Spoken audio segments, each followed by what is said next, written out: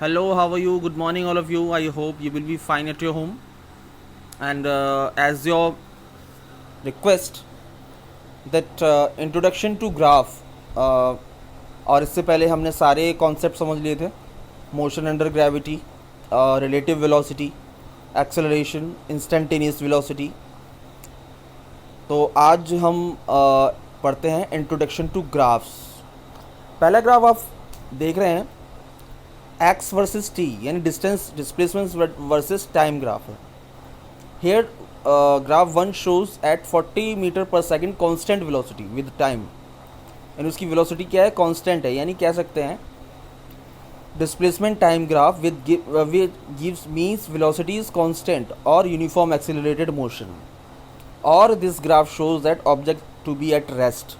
यानी 40 मीटर के बाद वो टाइम बढ़ता जा रहा है, लेकिन उसकी स्पीड आगे, डिस्टेंस आगे नहीं बढ़ रहा है. ओके, नाउ सेकेंड इज, जानते होंगे एक्स वर्सेस टी यानी displacement versus time. This is a uniform motion, means a body covers equal distance in equal time interval.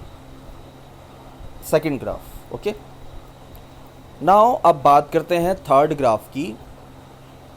Hair आप देख सकते हैं दिस इज नीचे टाइम और ऊपर एक्स यानी distance. From 0 to 2 second body at rest. From 2 to 8 body is in motion but not in a linear motion.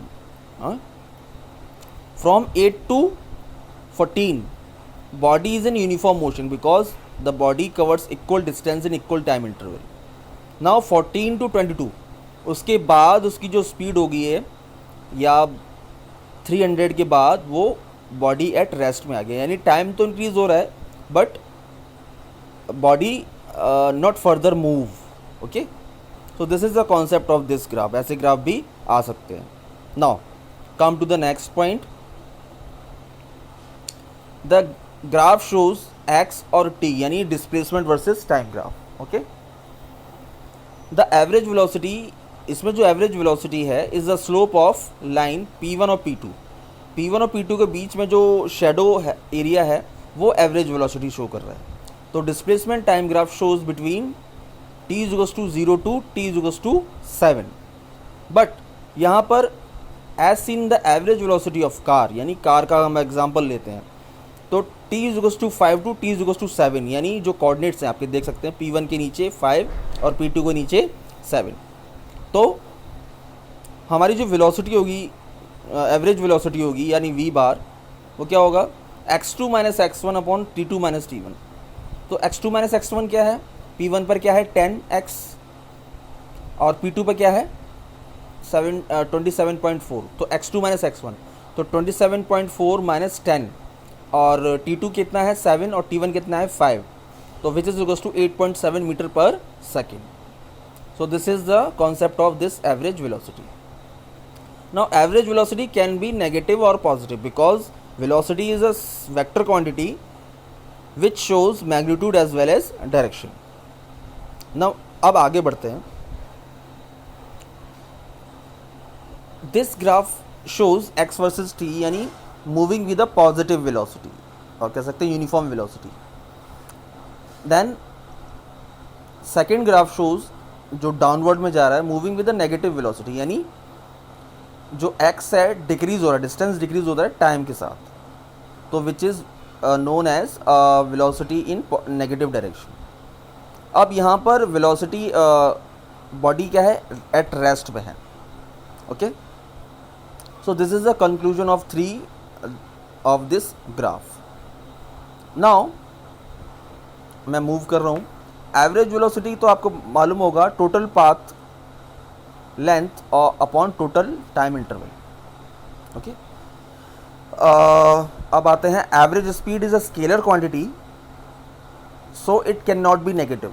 अब आपको मालूम है कि कोई भी चीज़ स्केलर क्वांटिटी होती है तो नेगेटिव नहीं हो सकती, because it tells only magnitude not direction. Magnitude बताता है नॉट अ डायरेक्शन. तो जो मैग्नीट्यूड बताता है वो ऑलवेज पॉजिटिव रहेगा. ओके, नाउ अभी एक ग्राफ है acceleration versus time. From 0 to 4.8 10 second में कवर कर रहा है, 0 to 10 में, तो उसका जो एक्सेलरेशन है क्या होगा, v2 minus v1 upon t2 minus t1 which is equals to delta v upon delta t, यानी rate of change of velocity upon rate of change of time. Here v2 and v1 क्या है यहाँ पर, instantaneous velocity और simply velocity.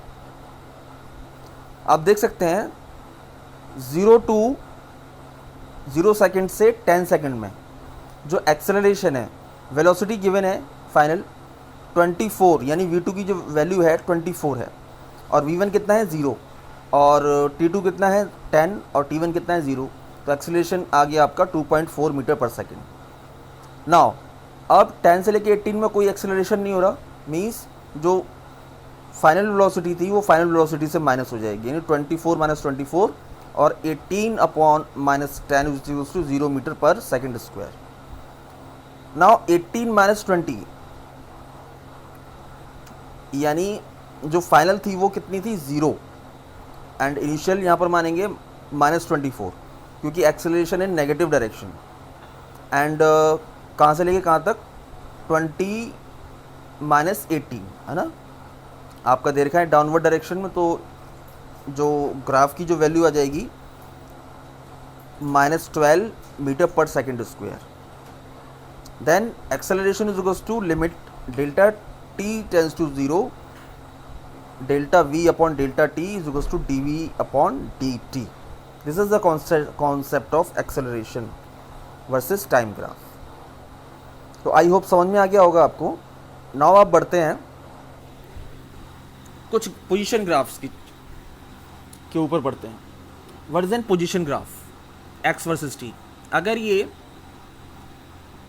Means एक bowl type में बन रहा है तो पॉजिटिव पोजीशन है, बाउल को उल्टा कर दिया, ये मेरा मेथड है पढ़ाने का, तो नेगेटिव पोजीशन है इसकी। और ये देख रहे होंगे कि एक्सेलरेशन 0 क्यों है, क्योंकि ये यूनिफॉर्मली एक्सेलरेटेड मोशन है। यहाँ पर x लगाना मैं भूल गया, बट आप समझ जाइए कि यहाँ पर a इज इक्वल्स टू 0 है। तो सिंपली a में क्या है पॉजिटिव एक्सेलरेशन, b में क्या है नेगेटिव एक्सेलरेशन, एंड c में क्या है 0 एक्सेलरेशन। नाउ अब आ जाते हैं, the area under the curve represent the displacement over given time interval. पहला v0 से v, देन दूसरा v0 to v, then v0 minus v0 to minus v। तो अब देख लेते हैं पहला ग्राफ क्या शो कर रहे हैं। Velocity time graph for motion with a constant acceleration. अगर एक्सेलरेशन कांस्टेंट है तो देख सकते हैं यहाँ पर पहला जो ग्राफ है मोशन इन पॉजिटिव डायरेक्शन, ये देखिए a क्योंकि अपवर्ड आ रहा है, then b motion with positive direction with negative acceleration, क्योंकि रिटार्डेशन हो रहा है ना, नीचे जा रहा है। नाउ मोशन जो c वाला है motion in negative direction with a negative acceleration, यानी एक्सेलरेशन भी नेगेटिव है और डायरेक्शन भी नेगेटिव है। d में क्या हो रहा है motion of object with a negative acceleration that change the direction at t1, यानी यहाँ से उसका डायरेक्शन क्या आ रहा है नेगेटिव तो हो रहा है लेकिन डायरेक्शन भी चेंज हो रहा है। तो at x axis between 0 to t1